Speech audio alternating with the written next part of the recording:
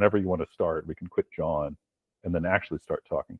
But the Greek philosopher, one of Socrates' rivals, was a guy named Protagoras, who was the guy who said man is the measure of all things. And he was really talking about how sort of like we are the point from which we observe all of reality to a certain degree. It's almost like the beginnings of existentialist thought, I think you could argue lightly. But that can be very literal or practical when you're talking about, like, as eyeballing it, right? Is that going to fit? It is funny. Yeah.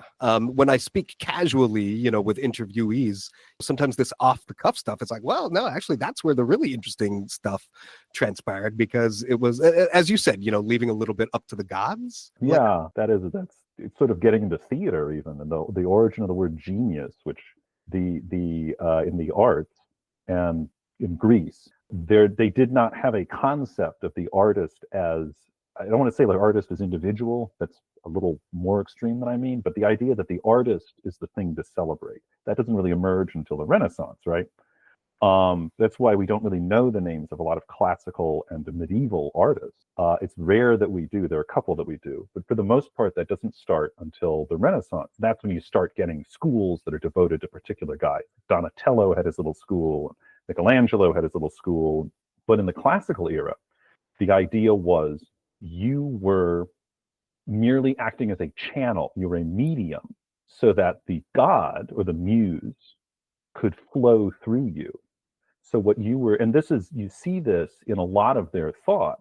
That's why they had such a different relationship with destiny than more individualistic cultures that appear later. They thought, that's why when you went out on a battlefield, whatever happened, it's what the gods decreed. You were just doing the thing and the gods were flowing through you. And so, interesting things about accountability. It means that on the one hand, you're not so accountable for your failures, but on the other hand, technically, you're not supposed to be celebrated for your victory. And it emerges in subtle little ways. I hadn't really thought about it, but like the Roman triumph, when the general would come back into Rome, he'd have his old chariots, and the slaves would be driven before him, and all the treasures would be piled up behind him, and the army would be marching in.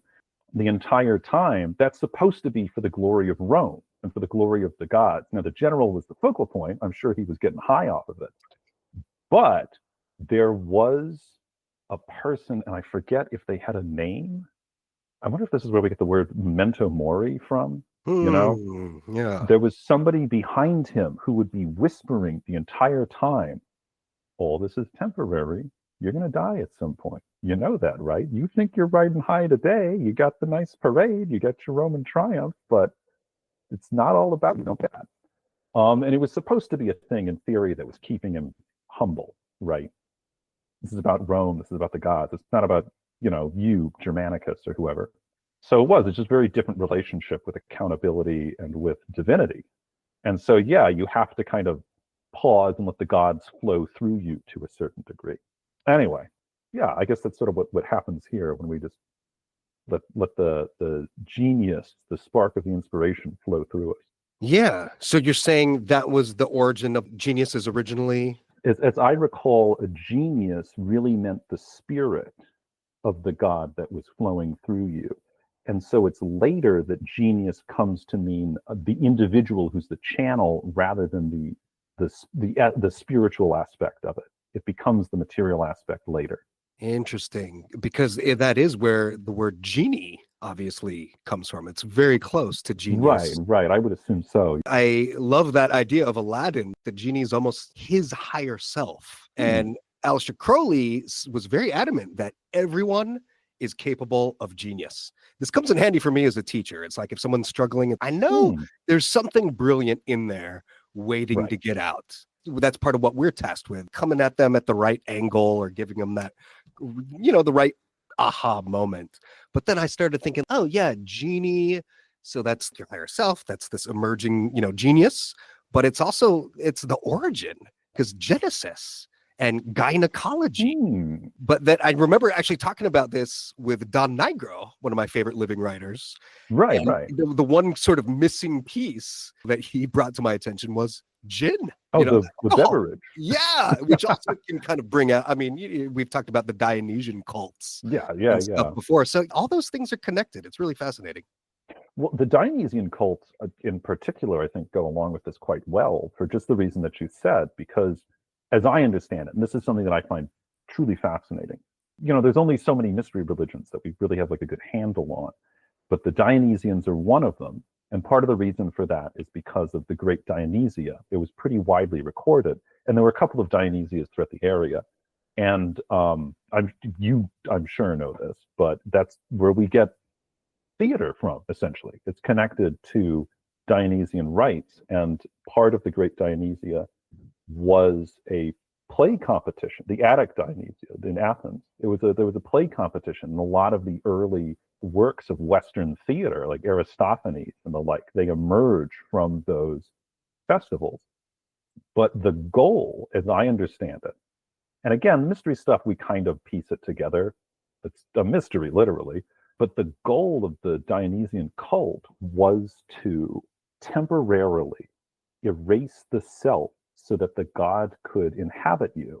And you did that through imbibing copious amounts of wine. Drink enough wine, you psychically take a step back, and then the god flows through you. And Dionysus is interesting because he's a wine god, but he's not just a wine god. He has a lot of these other mystical elements to him. And in fact, the Greeks in the Dionysian cult, through that, they recognized kind of like the duality of wine. It could inspire you, but it could also make you crazy, right? And so it's both sides of ecstasy. And I think that's true with mystical experience in general, to kind of vary a bit wildly. One thing that's really interesting about people who've had near-death experiences is their personality changes. And for the most part, it's for the better. They actually become higher minded. They become like more accepting of things. They're more at peace. They also have higher divorce rates. They've been through something and it's changed them. And the person that they're with is not somebody who can necessarily comprehend what they've been through. I mean, one of the defining, and I forget who said this, because William James and Wittgenstein are two like really early sort of scholars of mysticism. One or both of them kind of defined a mystical experience in part as the thing that you can't describe to somebody else, at least not very easily. It's the ineffability of mystical experience. And so that's why something like a mystery cult, where you have like a support team and you're all kind of doing the same ritual, is perhaps a way to achieve a mystical experience in an environment where you can process it better, because you are all, in theory, going through the same thing. Just the other thing that I was going to say about the Dionysian cult, it's the inheritor of it is the Orphic cult. And those two have a very interesting relationship because they both used something a little different to induce a trance-like state in their practitioners to, again, make the individual step backs that the god could flow through. The Dionysian cult used wine. The Orphic cult used music. And you think about how when you listen to music, you can kind of enter an almost like a trance-like state, right? That's what some religious scholars think that the Orphic cult members were trying to do. They were trying to create mystical experience through sonic ritual.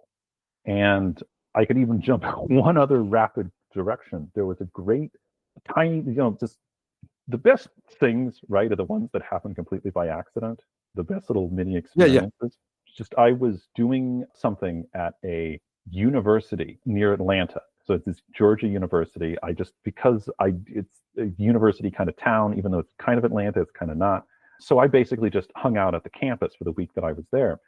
And I mostly entertained myself on campus that involved going to this tiny hole in the wall museum that was on the campus. And they happened to have an exhibit about pre-Columbian Central American art. that happened to have a wing on shamanism, but they had a little section where there were these 3 figurines, and each one was supposed to represent a different way that the shamans of, like Costa Rica or Guatemala, wherever it was that they were represented, were supposed to commune with the other world.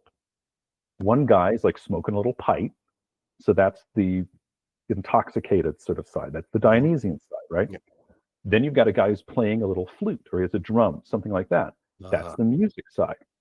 The third guy looked like he was sitting in a lotus position.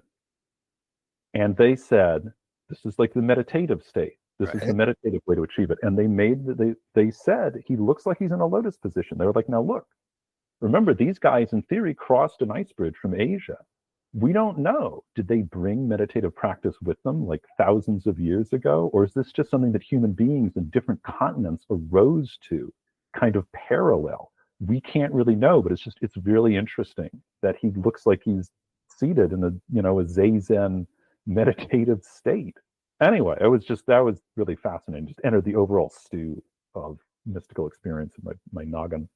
Yeah, I should speak to the origin of theater. The story Please. that I heard was that Patrick Fennell and I talked about this in my theater episode too. He kind of disagreed with me a little bit about the influence of the ancient Egyptians, because I feel like the Greeks just kind of picked up where they left off, and then subsequently the Romans, who turned it more into, like, actually I do prefer some of the Roman playwrights, which is weird. But when you learn that these weren't actually, like Seneca, did you ever read Phaedra? I feel like I did, actually. There's even a really cool song called Phaedra, I think, or they bring up Phaedra in the lyrics, and it's been covered. I know that I've heard like a 60s psychedelic version and also like a late 70s, early 80s kind of goth punk version.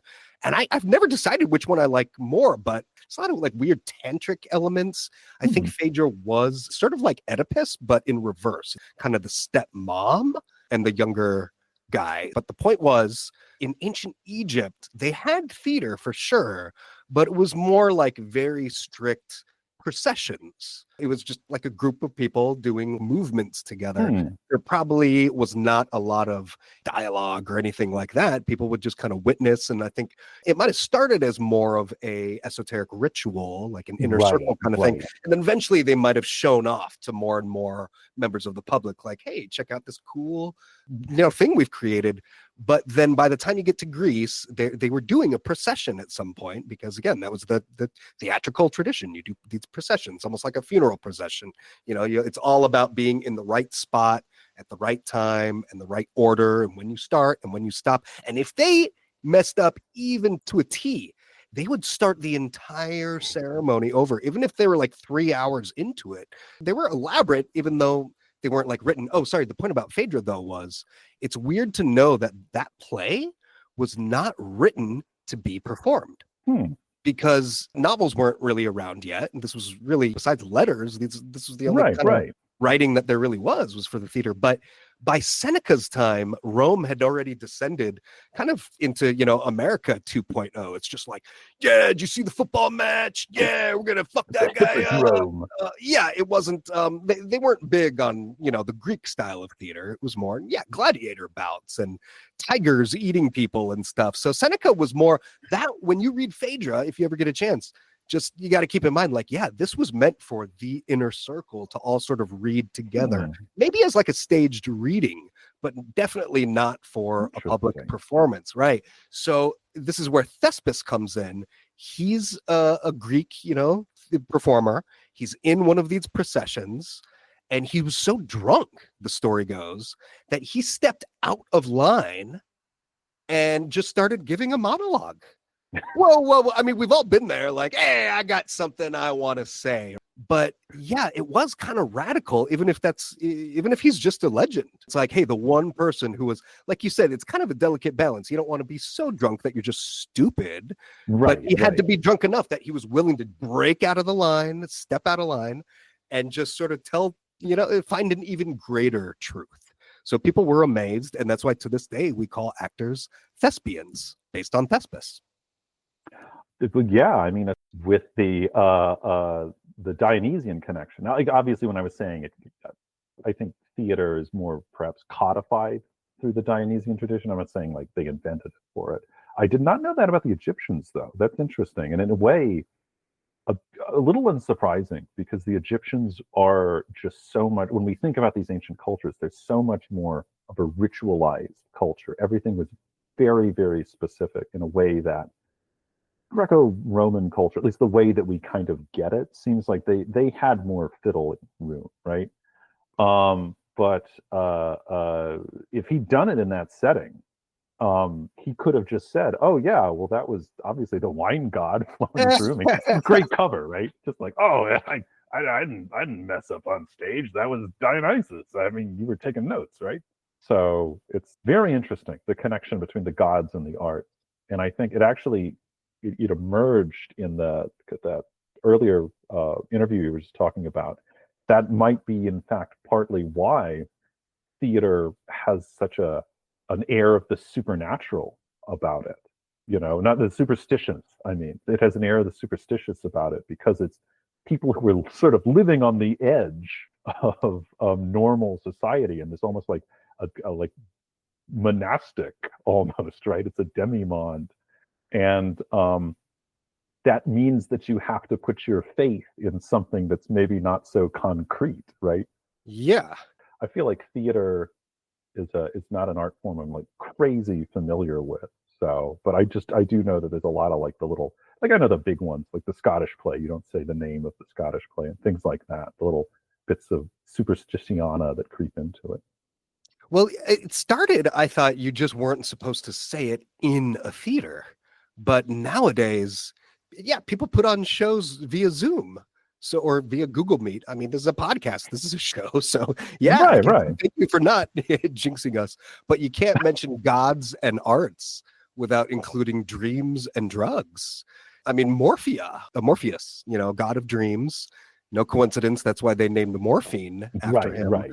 But that's the other thing, something that always tripped me out. It's like heroin.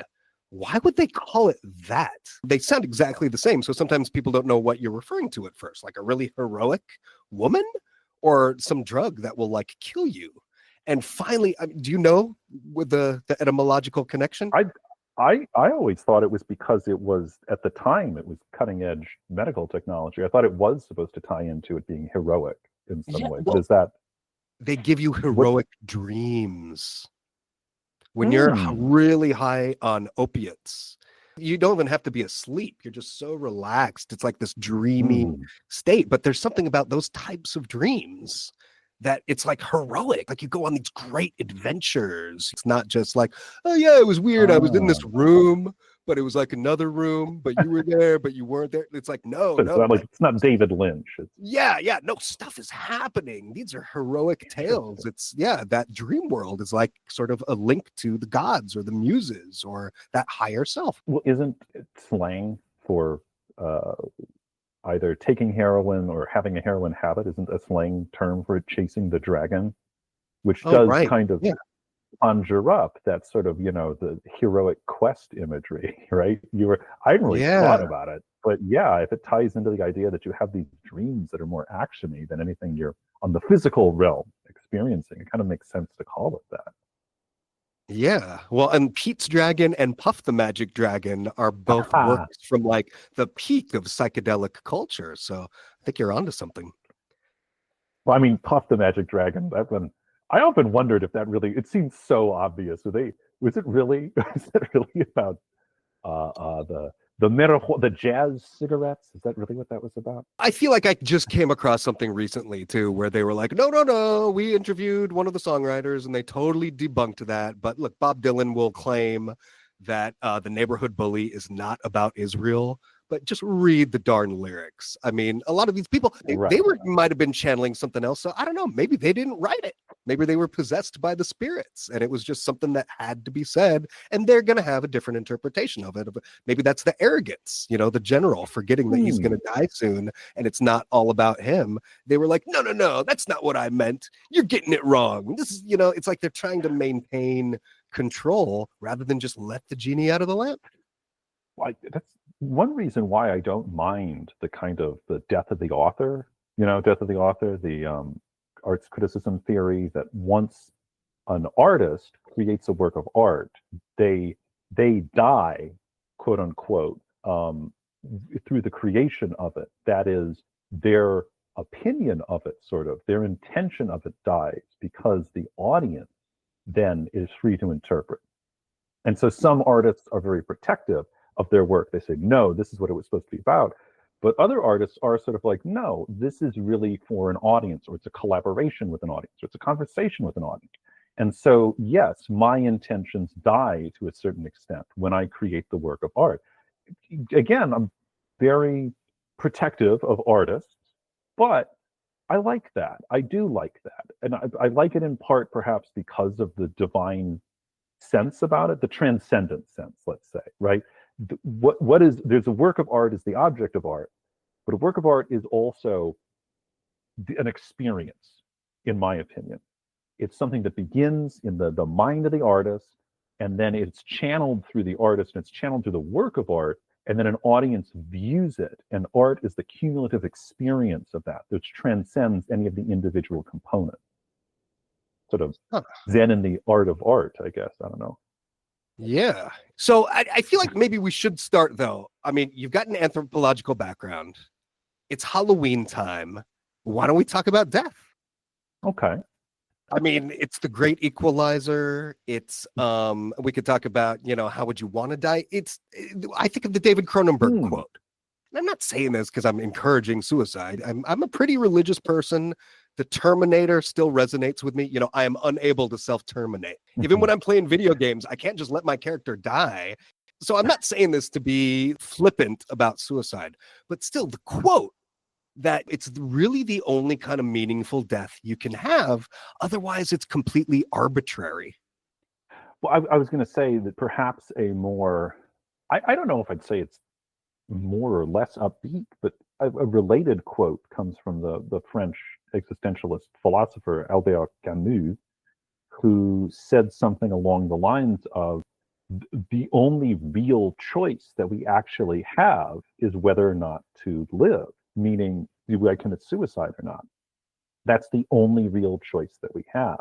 Or maybe it was the only significant choice that we have, something like that. So there is, I was once on the phone for a very long time with a very patient and wonderful friend of mine, because she was talking about the sort of, like, philosophically speaking, the right to commit suicide. And I'm sure she meant it in kind of like a medical way. And that is, even that is kind of like a controversial subject. Right. Kevorkian. But, yeah, exactly. And then, like, what is it? In fact, it's been in the news recently that there was, like, maybe in one of the Nordic countries, there's like they invented some kind of a pod that, like, you climbed inside of this pod and you activated it yourself.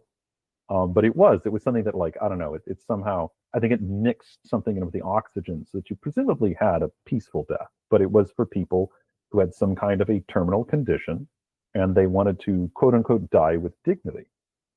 Dignity itself is a fascinating topic because it's sort of like, there isn't like a concrete definition of what dignity is. It's something that people kind of attach to things. But jumping back to death, suicide in particular, so I was arguing on the suicide isn't good side of things, and she was arguing on there are times when it's acceptable. And again, I think she was talking about medical suicide or assisted suicide. Right. Yeah.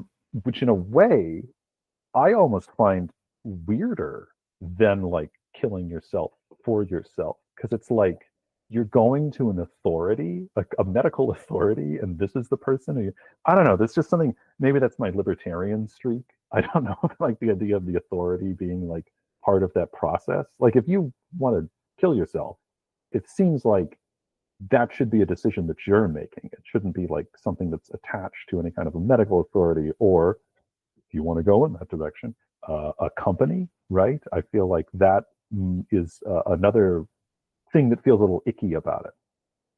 But I was thinking about it from a broader perspective, and I was thinking about people that I know who suicide has been something that's affected them deeply, or in a negative way. A family member committed suicide, for example. And so I was looking at it that way, and I was on the phone with her for like couple hours about this topic, and eventually I just remember at the end, she's just like, can we talk about literally anything else? And I was just like, all right, all right.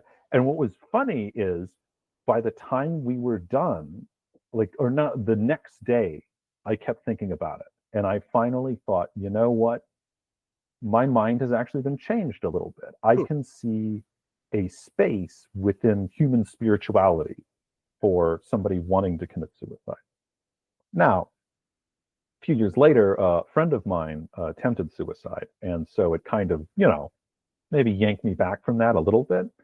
But it's such a strange position. And you're right, from a religious perspective, because I was trying to think, what is sort of like a religion that is more accepting of suicide? And it's not a religion per se, but the Bushido, the Japanese philosophy that's attached to.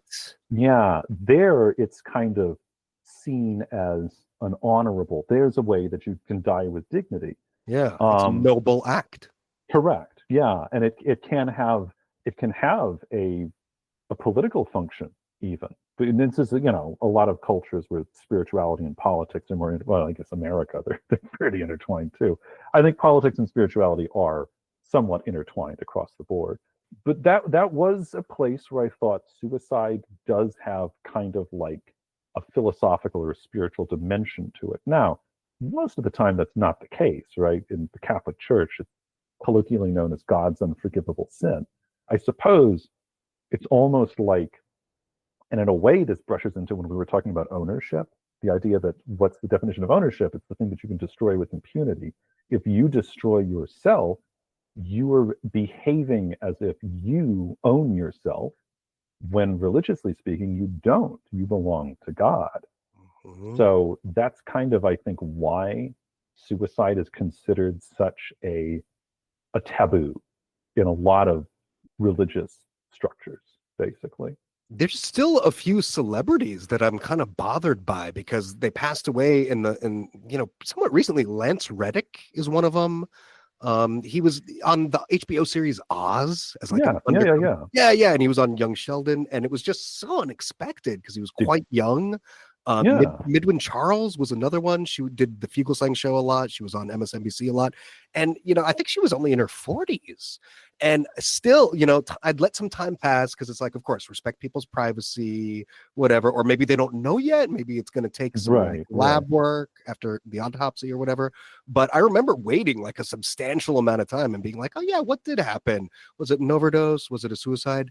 And whenever I see those, like the family has chosen not to acknowledge what the cause of death was, I assume it's either autoerotic asphyxiation and it's just too embarrassing, or it's suicide and they came from a religious family that just does not want to go there. I actually just recently learned that there was, and I don't know how long this lasted, but it's relatively recent. There was a point where it was against the policy of a lot of news outlets to publish suicide as a cause of death because they thought that having suicide listed in an obituary might cause other people to commit suicide. And it's sort of became like almost like a mental health advocacy thing to start saying, no, we should say when somebody commits suicide, because then, not because we're encouraging people to commit suicide, but because we're encouraging people to seek help if they're in a state where they, what did they say? It's a permanent solution to a temporary problem, which, I mean, even that itself, I can see why that can feel a little diminishing to an individual. Definitely. Yeah. And again, like I said, I've known some people who have been touched in some way by suicide or attempted suicide. And for the person who's undergoing that situation, it does not feel temporary. So I don't personally think that language is particularly useful, but I can certainly see how from an outside perspective it could look like that. But, what was it? Is Goethe, did he write The Sorrows of Young Werther? I think so. That was, and at the end of the novel, somebody commits suicide, and allegedly there was this big rash of suicides in like early 19th century Germany because young people, exactly, copycat, all these young people, because it was romantic, And Mhm. suicide does kind of come in and out like that. And I thought when you were saying like, did this person commit suicide? Did they overdose? We're talking about like musicians. I mean, 27 Club, right? There is a Totally. romance to young death, to overdose, to suicide. I mean, the reports are usually that it was apparently accidental. Right, right. I mean, Cobain, I guess, is the exception, but Well, you don't know. Maybe he tripped on a shotgun. yeah. Oh, well, that is a weird one. If you want to get into the conspiracy thing, I've kind of been, back and forth. I think it was called Kurt and Courtney was the 90s documentary. That was the Yeah, one where that they sounds right. interviewed El Duce. Hmm. Yeah, that guy was really messed up. And yeah, he claimed that like Courtney Love paid him $10,000 to whack Cobain and he blew all the money. What was it? Like troll slippers or something. Right. And the guy went on Jerry Springer. I remember watching Jerry Springer show when I was like 12 or 13, and they're interviewing this dude, this nutcase, El Duce, who like dresses up like a KKK, a Klansman in his band. And Jerry Springer, of course, playing up his Jewishness. He's like, you think this white supremacist stuff is okay? And El Duce's like, that's the beauty of it. But really, it was shock rock. Right, right. But here was the funniest thing. It's beyond belief. Right. It Crosses cuts the to line a commercial. Yeah, and as it's like cutting or as it's coming back, it shows El Duce like in slow motion, like in a little box. And it says, after the filming of this episode, after this episode was taped, El Duce died from like being hit by a train. And it was just like, oh, maybe Courtney really did do it because that's such a bizarre death as well. I don't know. What about funerals, though? You kind of put sky funerals on my radar recently. Yeah. I had heard of Viking funerals, which are, I guess, a form of cremation, but you've got the element of water as well. So it's almost like an alchemical marriage, fire and water. But yeah, what I was finding really fascinating about the origin of sky funerals is that they're really popular in Tibet because you can't really do burials when it's so mountainous, it's so rocky that you can't really dig. They don't have soil. And then you are so high up because of the permafrost, you don't have a lot of lumber. So you can't really do a cremation like in the case of a Viking funeral. So that was really a practical thing. And then when I learned about why was it done away with? Well, it was because when China annexed Tibet, they were like, okay, this is part of one of those old superstitious things. Can't have that. But it's like, no, it was very practical. Yeah. How did you find out about those? Are you planning on having one? I mean, one of the things that I think we talked about when we sort of initially breached that topic was the legality of any of this. I mean, death is a business, and death is highly regulated, especially in the state of California. Yeah. So I don't know, but on the other hand, I think there's some environmental pluses to sky burial as compared to like burning a body and releasing a ton of carbon all at once, or pumping chemicals into a body and burying it. So, again, I'm not saying that sky funerals are going to become the new green funeral. I do think that there is something very practical about a sky funeral. It has a metaphysical meaning as well, because you are in a very organic process returning to the earth. As for how I first found out about it, if you will permit me to be a nerd for a minute, and I know he's a little controversial at the moment, but you're familiar with Neil Gaiman? Oh yeah, of course. I was first introduced to Neil Gaiman, I believe, through the Sandman. Yeah. Yeah. And I mean, that's not uncommon. That's not me being like I like Neil Gaiman for it's cool. No, it's like that's a very common way for people to get introduced to Gaiman. And I love that. I love that series so much.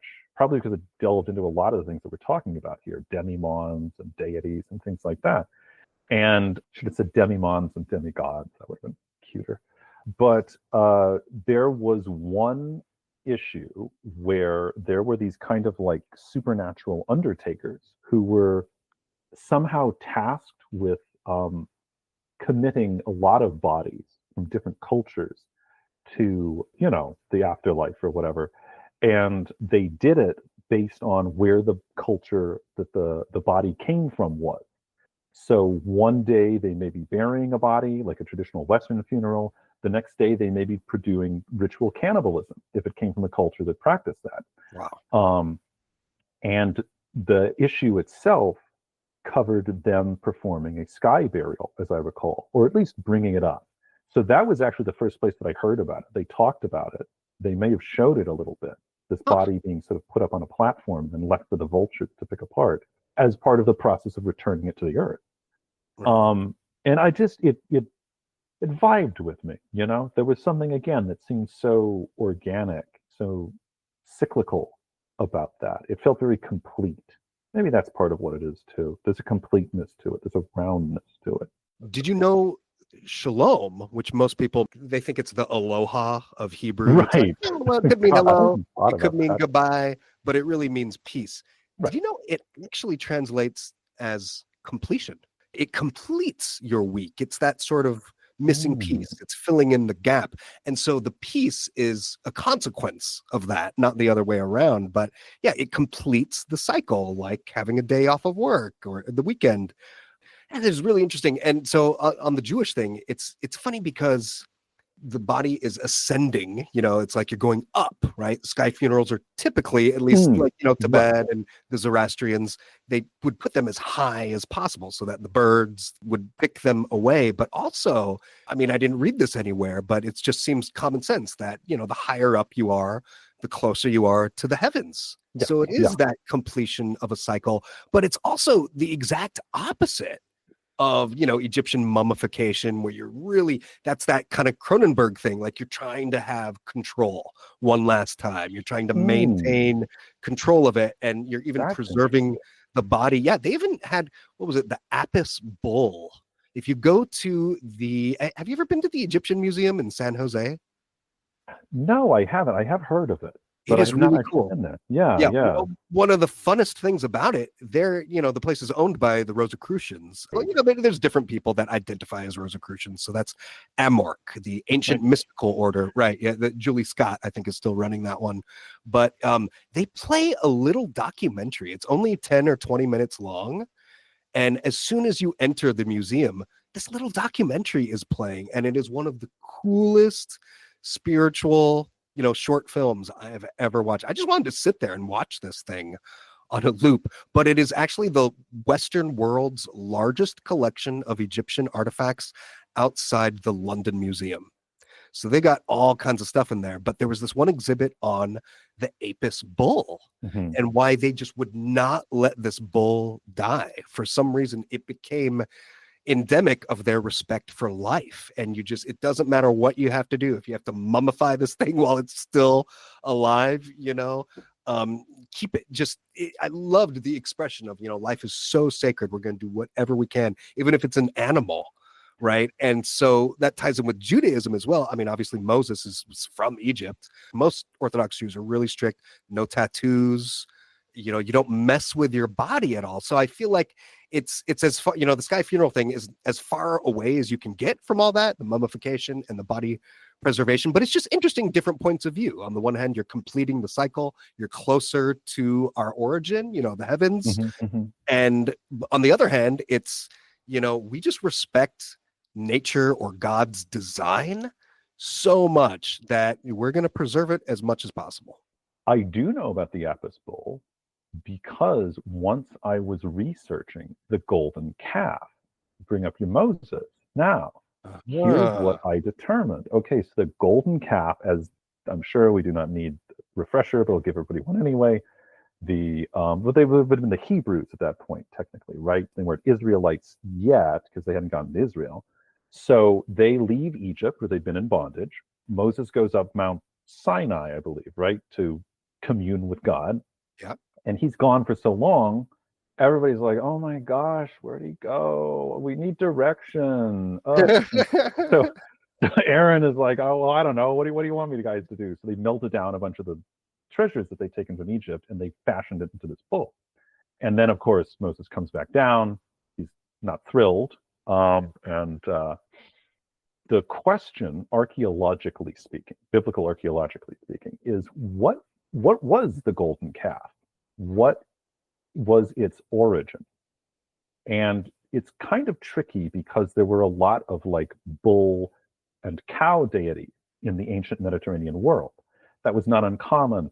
They were all over the darn place. And there are metal effigies of cows and bulls and the like that were presumably had some spiritual function. What was interesting to me is I thought, well, they come from Egypt. They're just coming out of Egypt. And is there an Egyptian bull deity? Well, yes, there is Apis. And in fact, some people say this is perhaps the inspiration for the golden calf. What struck me as being really interesting was just what you said, that the Apis bull was a living bull that was considered the avatar of the divine Apis. It was the biological rendition of Apis on Earth. And that's why it was permitted to kind of like roam free throughout the city of wherever it was. And that's why the way that I pictured it's almost like how when they pick a new Dalai Lama, some guys go around and they like interview kids to find, that's what they kind of would do to keep the chain of the bull going. As soon as the bull was getting sick or dying or died, they would go out and they'd find the next Apis bull. So I thought, well, the great innovation of Judaism is that you don't have an image of God. God is something that is transcendent, and God is something that is more monistic, right? We don't splinter God into the God of, wine and the God of whatever else, the God of war, the God of storm. It's all one divinity, and that's why it has no face, at least not a material, mortal face. And so when the Hebrews made a statue, it's not just that they made a graven image of God, it's also that they made an image of a God that was supposed to be a proxy. They were taking a step backward, spiritually speaking. Rather than directly communing with a transcendent immaterial deity, they were making a statue of an animal that was supposed to represent God. They were going back to the proxy by proxy way to commune with God. And so I thought, well, maybe that's part of why Moses got so pissed off. He's like, I was just communing with, the big guy, and I come back and this is what you guys are doing. You're backing away from what we're supposed to be doing in our natural progression of religious understanding of reality. Sometimes you see California shortened to just Calf or Caliph. And Yes, the fact that our nickname is the Golden State doesn't help, because I'm like, don't remind me of the Golden Calf. I think it was from a Chabad article. It was really impressive how they broke down the astrological influence, because obviously rabbis studied that stuff. It's in Gemara. Sure. Yeah, they're not that into ruling your life by it, because that goes back to lucky numbers, letting signs rule your life. And it's like, hey, no, it's not the big picture. So for me, the real takeaway, at least of that article, was that because Exodus happened under Aries, the next sign, the goat, so the next one is going to be the Taurus. And since we were just so successful under Aries, let's really make a big deal out of Taurus this time. And then maybe things will continue getting even better. And that's when Moses comes down. He sees this Taurus, bull, whatever. And it's just like, no, it's good to know what comes next and study that stuff. But you're not supposed to let it rule your life. I like that it is kind of like you're allowing, again, I think that a lot of what the track of sort of Judeo-Christianity is, it's about what is it that's getting between you and God? What are you allowing to get between you and an experience of divinity? And so anytime you let something like that rule you, you are essentially saying, this is going to take, important, rather than this direct relationship with God. And I mean, presumably that's why you're not supposed to have graven images, because it's something that distracts. And I think distraction really is kind of like the right word for it. In fact, if memory serves, the word sin that we get, at least in the Christian Bible, it comes from a Greek word that, if I'm correct, it's an archery or a sports term that means missing the mark. Oh, So wow. I think that's right. I really hope I'm right. So sin is something that rather than like, being something that's like, I mean, it's bad. I'm not saying it's good, but it's something that means you've missed the mark. You got distracted. There's a term that does pop up in some of the letters of Paul that is a stumbling block. And so I think that is kind of the same thing. When you fall short of the mark, you stumble. It doesn't mean you're like lost. It means you need to refocus, basically.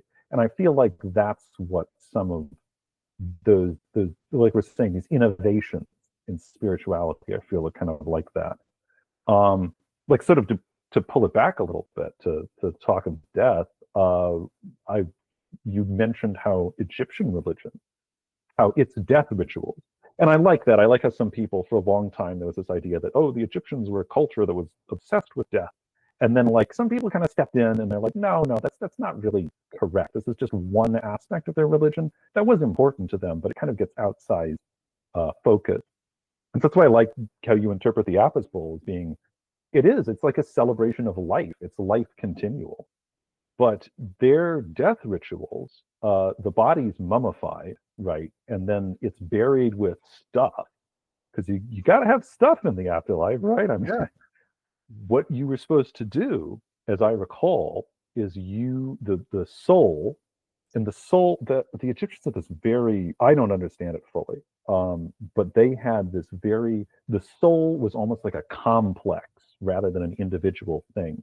And so there's like almost like the body, and then there's like a spirit that's kind of maybe animating you, and then there's the soul that's the more kind of like individual spiritual component.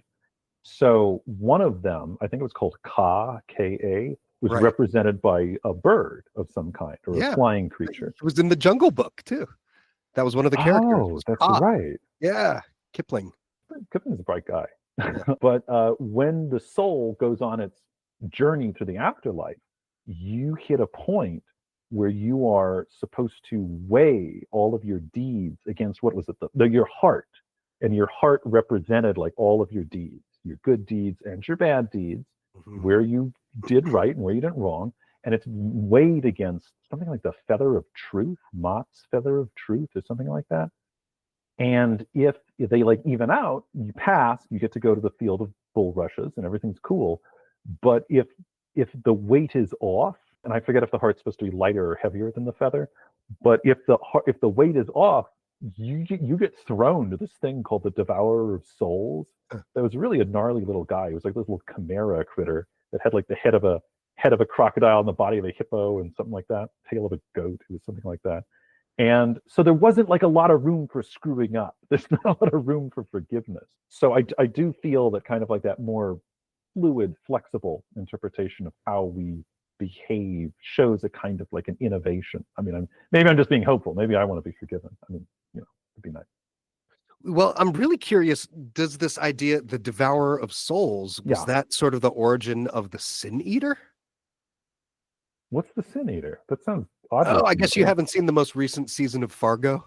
Oh, no, I've not. I mean, that's something I love about the Coen brothers is they typically have some kind of metaphysical element, whether it's the demonic biker in Mhm. Raising Arizona. But yeah, there was one of the characters turned out to be a sin eater. That was another Don Nigro play. I don't think I ever read that one because he's got like 400 now. But I'm just like, sin eater, what an interesting concept. But in that most recent season of Fargo, yeah, one of these characters, he's like an kind of immortal figure. He's at least been around since like medieval Europe, because there's these flashbacks. But by the end of that season, it's clear that that's what he did for a living. And that was a thing. I've looked it up once or twice, that it was a Christian thing, I believe, medieval period. Sure. And if someone was dying basically before, or if someone was dead before you buried them, you'd have someone come in and eat their sins. And there was literally like a little plate of food. I know that goes back to Egyptian priests as well, the food offerings. And sometimes the priests would say, oh, we'll eat it on behalf of the gods. Yeah, we'll do that. We'll take care of that for you. Don't worry. So it was like, yeah, you see him devouring this like plate of food, and then they'll kind of give him a few coins and just send him back off into the night. But the idea was like, yeah, you're going to take those sins so that they can actually get into the afterlife. Well, I do feel that, if I remember correctly, the oldest, and again, Egypt isn't quite my specialty. I feel much more confident talking about Greco-Roman stuff, but I've had to dabble a little bit in Egypto stuff. So if I recall correctly, some of the oldest strata, that's like Book of the Dead, right? Egyptian Book of the Dead, the collection of spells, the pyramid texts. I think those are the two oldest examples of complex Egyptian religious thought that we have. And in those ones, I do think it's pretty straightforward, but I do seem to recall that in later iterations, there's some kind of means where the gods can at the last second show you like some mercy. So again, I do feel like mercy is a kind of it's an innovation on it. And so perhaps there is some kind of an innovation. The jar of souls over time gets softened into something that can, advocate for you a little bit. Okay, maybe you know something about this. In the sarcophagi, they would put little cheat sheets for the afterlife. Yeah. Mm-hmm. What do you know about that? I'm not 100% sure, but I do believe that's part of why we feel pretty confident that like Book of the Dead and the pyramid texts are complete and complex, suitably complex what we have, because they would include some of those spells in the sarcophagus and in the burial chamber, because the idea was you're going to need this stuff. Those spells, I mean, they were, in a way, we say they're spells, but they were also almost like directions. It was like a Google map, right? It was saying, here's how to get from point A to point B in the afterlife. And it's just, I guess, because, again, you're traversing a metaphysical plane. So rather than your directions being hop on Sepulveda, take a left at Wilshire, try not to be going down there at like 4 o'clock in the afternoon, the directions instead are like, have this mindset when you go through this darkened space, because this is where something from the outside could nab your soul. But so that's what I know of it as. The spells were functioning almost like directions, and that would be what they'd leave around the burial chamber, so that the pharaoh would be okay. And I feel like even people who had more common burials, because obviously we know the pyramids and the Valley of the Kings, but there are also mummies that are much simpler that are found just kind of like tied up in the desert, right? But they're tied up with like a spell and like something to carry with you in the afterlife. So it was just less grand, but it was still trying to prep the body and the soul for going into the next life safely. I'm all about the cheat sheets. I mean, if I am preparing a class, and even if I know what I'm talking about, it's just like, no, here's the stuff you can't forget to bring up. And I'm a big fan of like quotations and stuff too. And sometimes, there's great quotes from people that you know very little about. And I think, and they come in handy. I still teach speech classes. So sometimes that's actually a really common one. You give them a proverb or like a little fortune cookie thing. It's like, just take a random quote, make a speech out of it. Right. And so there was this one quote that's in my like master, archive. It's one of those kind of ubiquitous ones. But okay, do you know William Barclay or Barclay? So he was the one who said there are two important days in a person's life: the day you were born and the day that you find out why. Oh, ooh, you never heard that one? No, I never. I looked him up, and it was like, oh, he wrote like a cheat sheet for Richard Nixon critics. It was so funny. It was just, because like I said, I love this stuff. Like just a little thing you clip out from a magazine, and it's like, yeah, if you're getting into it, because this stuff helps it from getting off the rails at Thanksgiving. Right, like, right. And it was fascinating, even though it's like, no, FDR was not a criminal like Nixon, but still, he made the argument like, hey, if you've got a problem with this, maybe you should look into that. Gosh, I was actually just kind of not debating this per se, but one thing again pulls back to the beginning of the conversation. The creative process, the arts, there is a big question in writing in particular. I don't know if this matters so much in like other art forms, but in writing, there is this kind of debate about outlining. Is outlining good? Is outlining bad? And the sort of the colloquialism is, are you a pantser or a plotter? Are you somebody who plots out your project, or are you somebody who writes by the seat of your pants? And I, in my own limited capacity as an artist, I don't typically like outlining. It's weird. I was trying to think about how to describe it. I feel like I'm a plotter in the body of a pantser or something like that. Because like I can see the value on each side, whereas I don't like outlining so much. I feel more what I do is I jump around. Like I have a basic idea of where I'm going to go, but then if I just kind of I'm done with one section for the moment, I might skip forward multiple lines to some new thing and start writing that, and then double back a lot. And I've called it the mosaic approach to writing. That's kind of how I think about it. But back to Moses. Yeah, I suppose so, actually. But I still use the word outlining for the stupidest reason, and it's because it's in The Shining. When Nicholson, as Jack Torrance, is being interviewed at the start, brilliant opening. I love the opening of The Shining. I think that is such a great atmosphere. It's captured in that. The hotel closing down, and I don't know if you know this, but there's like all the little things, like the rooms are kind of impossible. Like there's a window where there shouldn't be a window, because when they leave it, they say, oh, well, this whole room is actually encased in the middle of the hotel. And so Stanley Kubrick directed it, and he was notoriously picky. So most people say, well, that can't be a mistake, because Kubrick didn't make mistakes. He was way too anal to make mistakes. Yeah. So maybe it is supposed to kind of throw you off that there's something weird about the hotel. But I think this is the moment. It's the guy who is interviewing him from the job is kind of like, you're going to be up here, you're going to be isolated. Are you sure you're okay with that? And his response is like, no, it's fine. I'm a writer. I'm outlining a new writing project. So, and I don't know. So I always say that, even though I despise outlines. I guess that's the Nicholson influence. I can't help it. So the cheat sheet, it is kind of like, is that a cheat sheet? Yeah, sort of. And I do ultimately, I would argue that in my own creative process, I have like a bunch of tiny cheat sheets scattered around the project rather than a master cheat sheet. Anyway, that's where my mind went when we were talking cheat sheets. So what occurred to me when I took a playwriting class in college, and it was actually the funniest thing while we're on it, on like the very first day, the teacher, and this was the same teacher that we had for like history of theater and some of the acting classes, and she was like, not a single person in this room is doing this for the money.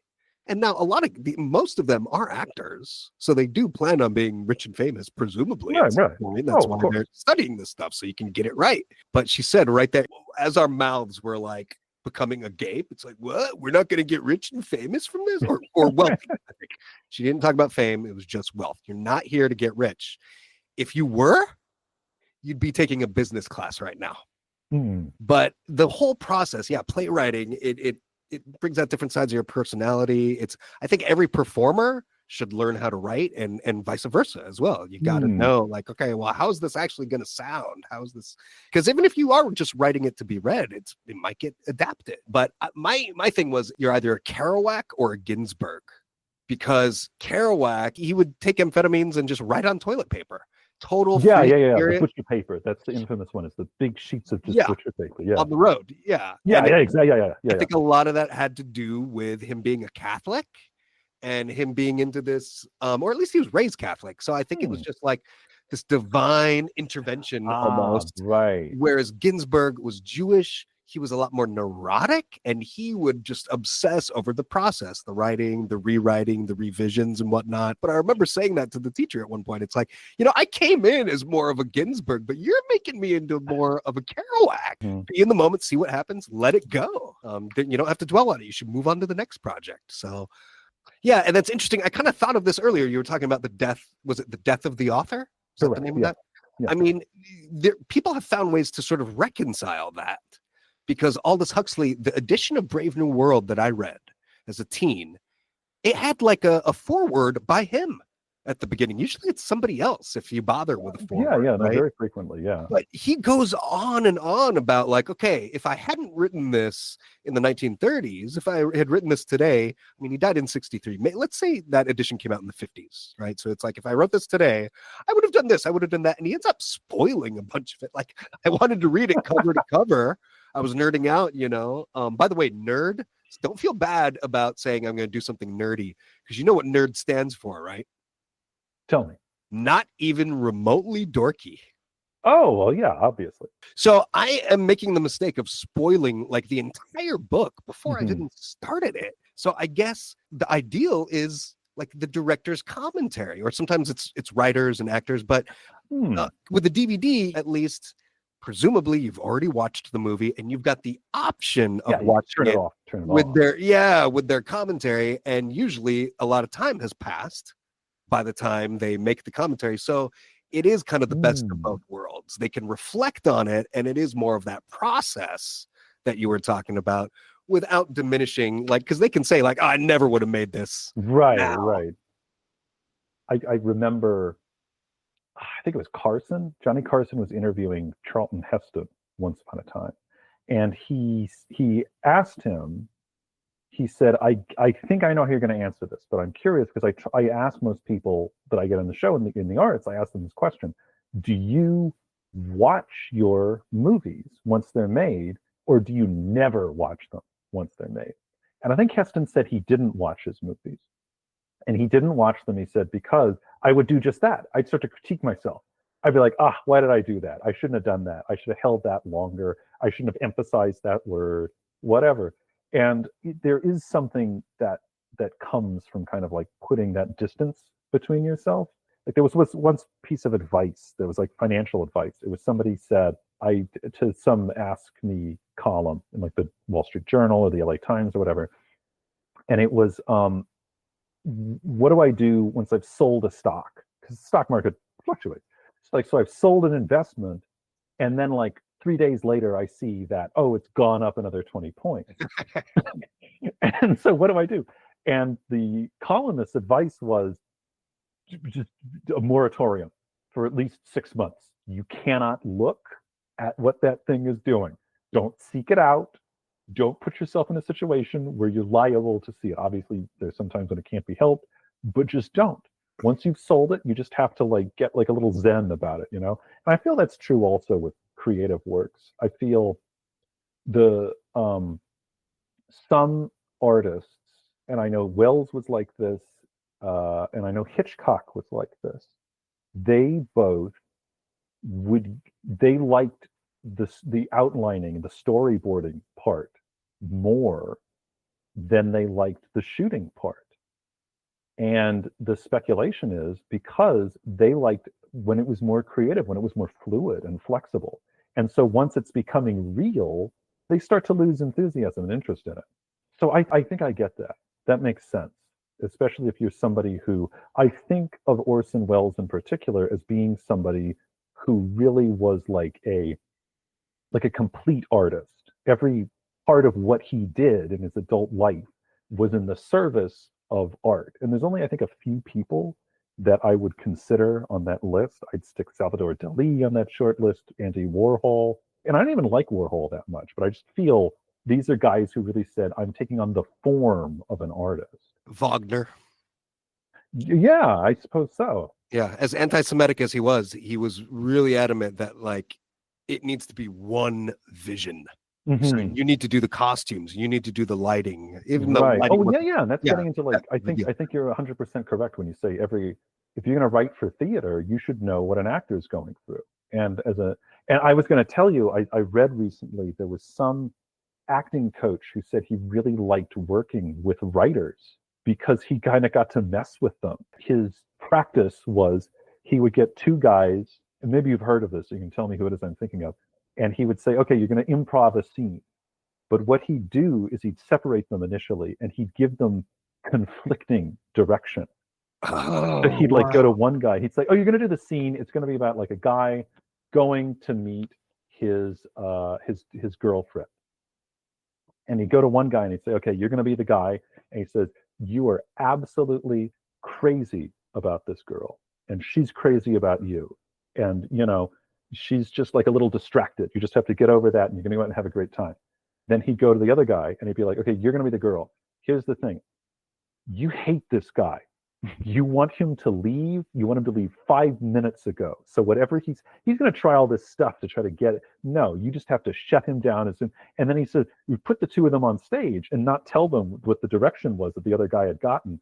And just the friction that would evolve from these two would be fascinating. And he says, I found especially with writers that worked better, because writers would tend to want to stick with the plan more so.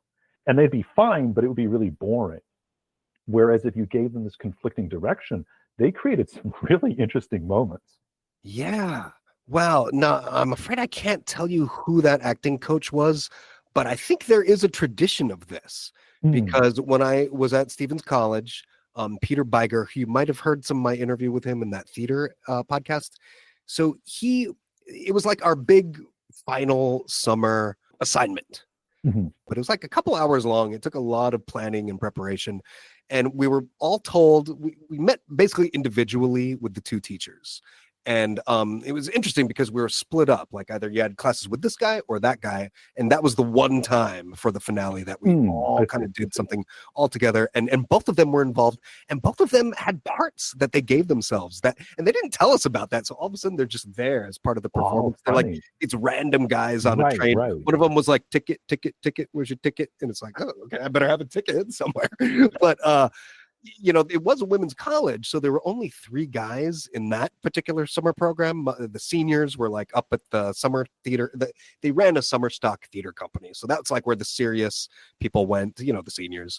And then freshmen, I don't know if they had a summer program yet, or this was because it was only a 3-year program. Yeah, this would have been basically the freshman class. So I had transferred in, and they told the guys basically like, so there's going to be like a commandant, Morgan. She's going to be the commandant character. You guys are basically going to be her henchmen, her guards. Okay, so have some bags. We're going to be on a train on the border of. They mentioned like a bunch of Middle Eastern countries that don't even like share a border. I think so. It was just like, okay, we're out there, someplace scary. I mean, this is like 2004, so we're talking like peak Iraq war. So it's scary no matter where. Are you on the Iran side? Are you on the Iraq side? Are you in Turkey? It's all scary to us. We're Americans and we're young, but show up with some bags, make it look like you're actually on a train trip. But Peter was like, oh, and I need Colin for something. So he sends the other guys out. And I'm like, yes, I'm going to have some kind of secret plot. He was like, you're going to be delivering some high potency opium seeds. You've got someone else, not a correspondent, but your person that you're supposed to deliver these to. And your password is, and it was some, random like 2-word phrase. You have to say grotesque visage or something like that. And so I remembered it.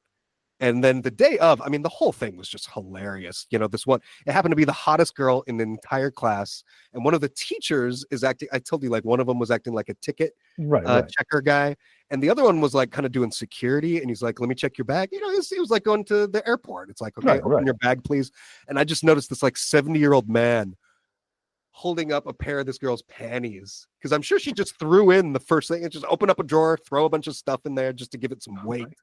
And he's just got this like little G-string, and his mouth is just so big. But the whole thing was hilarious. But the reason I bring this up is, and I did not even think about this in the moment. It wasn't until like a couple of days later, I'm like, oh, is that what they did?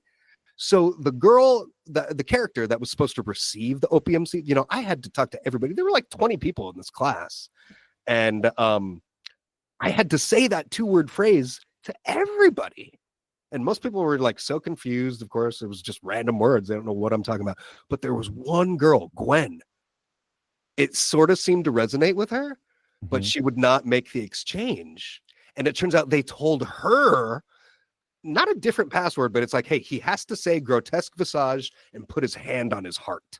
Or there was some kind of extra step that I was not doing because they never told me that. So I'm like, were they messing with me? No, that was the beauty of it, to see, would she accept them, even though it was only a partial password. She did not accept them, but it drove me crazy because I'm like, who is the person? Did they mess up? Am I doing it wrong? That's it. They want to bring out that conflict.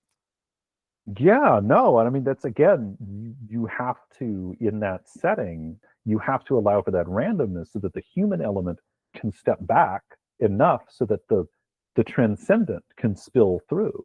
Because if you're trying so hard to make it be a way, you're getting in the way. You're acting as a dam that's blocking up that transcendent energy that's supposed to be coming through to complete, to finalize, to close the loop on the artistic experience. And theater is a really, in particular, fascinating example because it is something where it's like one of the only examples of art where you get immediate feedback from an audience, right? You know, I if I write a book, unless I go stalk everybody who buys the book, I'm never gonna know what they get out of it. But in theater, you can see that. You can see if somebody. I remember there's a story about Sir Richard Burton doing Hamlet, and he said that the worst person to have in the audience, as it turns out, was Winston Churchill. Why? Because Churchill had memorized the play. Churchill was mouthing all of his dialogue at him. And Wow. and Burton couldn't not see it, and it drove him nuts. But that's just, that is an element of the theater that is I don't know. I don't know where else you could really. I guess music performance would be the closest to it. Well, I mean, I'm obsessed with Simpsons. I work them into every single episode somehow, even though I don't plan on it. But you brought to mind that immediate reaction, the laughter, right? And TV shows cheat. They Mm, warm up the audience. They've got right, right, flashing, okay, clap now, or they right. use The the laugh applause, track, applause. which yeah, and it being animated, it's kind of amazing. People, number one complaint I hear about Big Bang Theory, it's like, come on, it's got laugh track. I don't watch stupid sitcoms. And it's like, well, all television is stupid. That's why, we're watching it. If you're smart, you'd be out, going to the theater or reading poetry or something like that. So, yeah, I mean, it is a problematic medium, but you make the best of it. And there's some hidden gems out there. Hmm. So, Simpsons was light years ahead of those other sitcoms Hmm. because it was animated. So, it didn't make sense to have a laugh track. And I remember hearing a story, they didn't even know that people were laughing. They didn't know how funny the show was because Hmm. they're in some dark studio. There's no audience.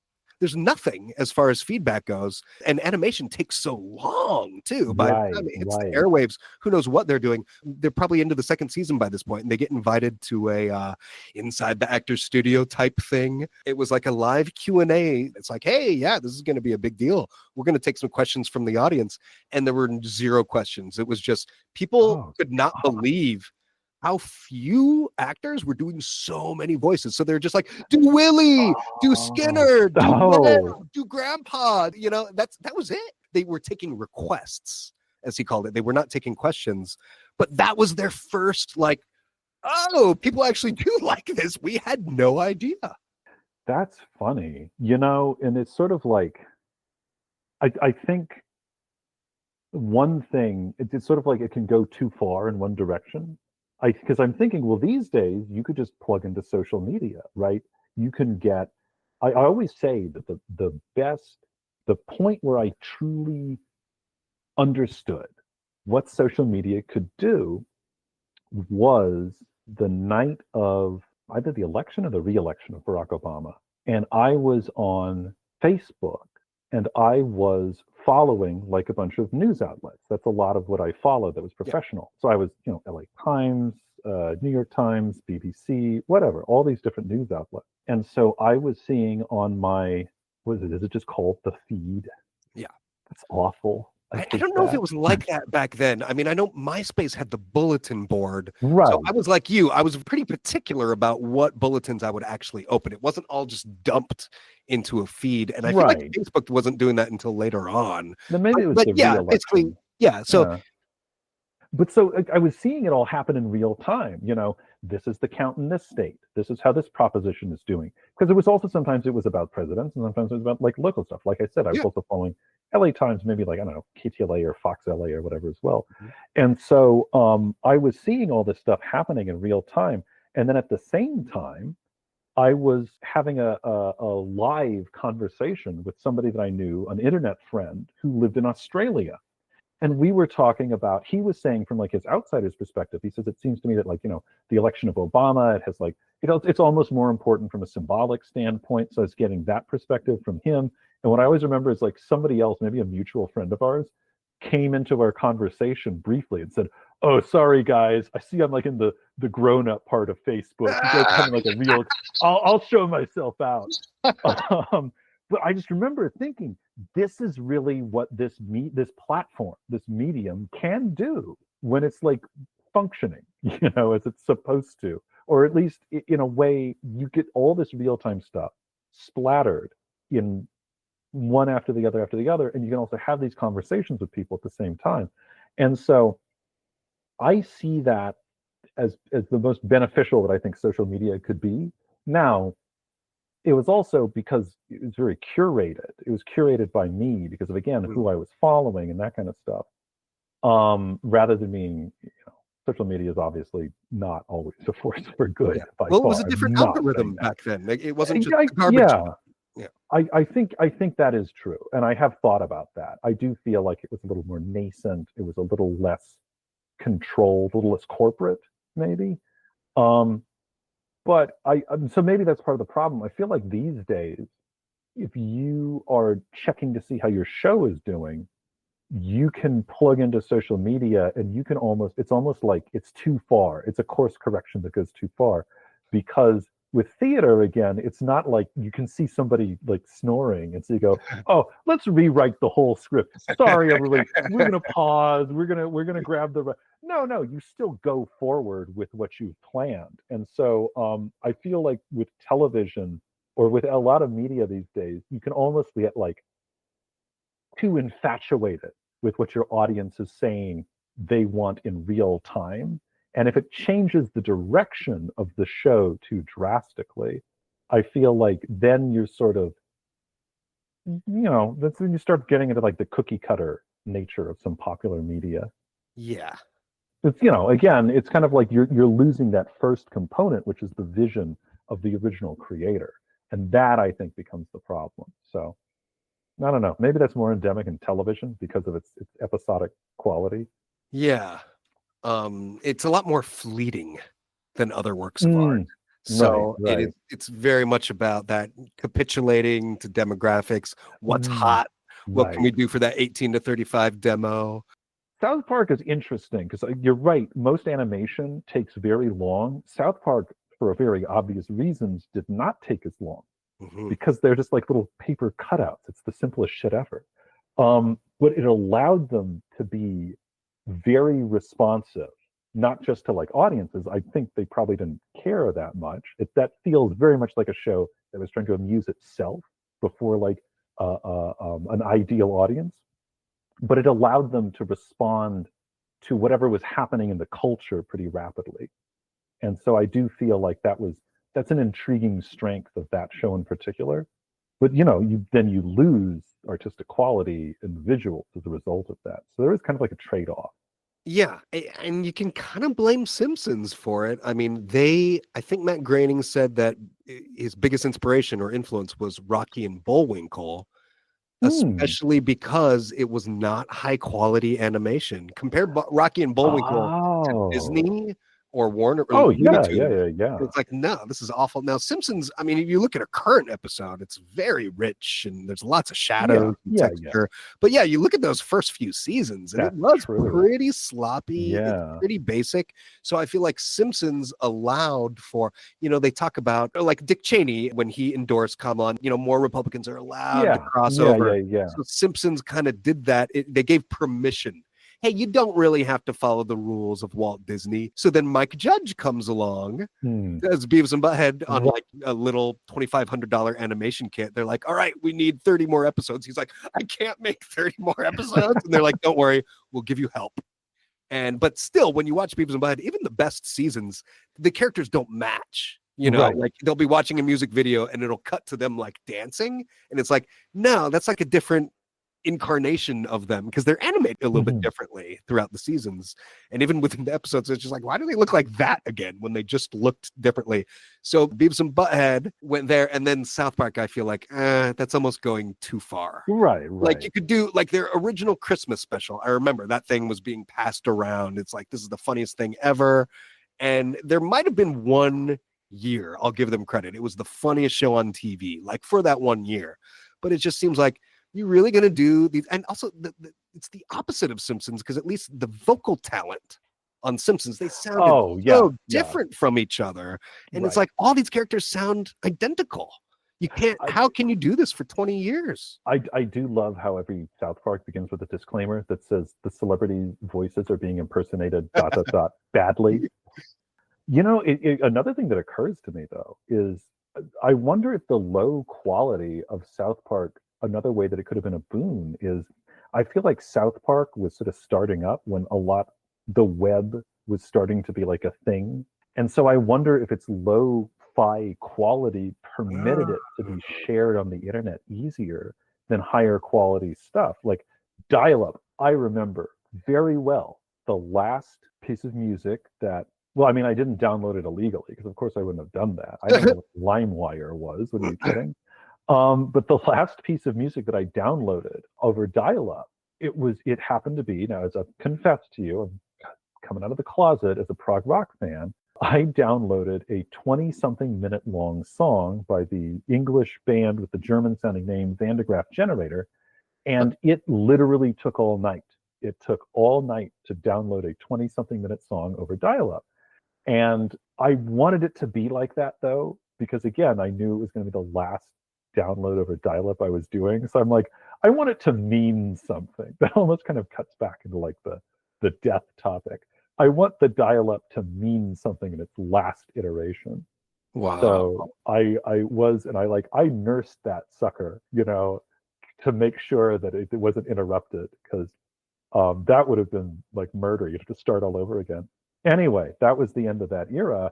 And I'm thinking, yeah, obviously, if you had something that was shorter or lower quality, it would have snuck over that so much easier than something that was like, you know, CD quality, not the best, but not the worst, and 20 odd minutes long. So I wonder, I've never heard that, but I remember, because I remember South Park was beginning to get popular when I was like elementary, middle school. And I feel that's like when houses were beginning to get the internet.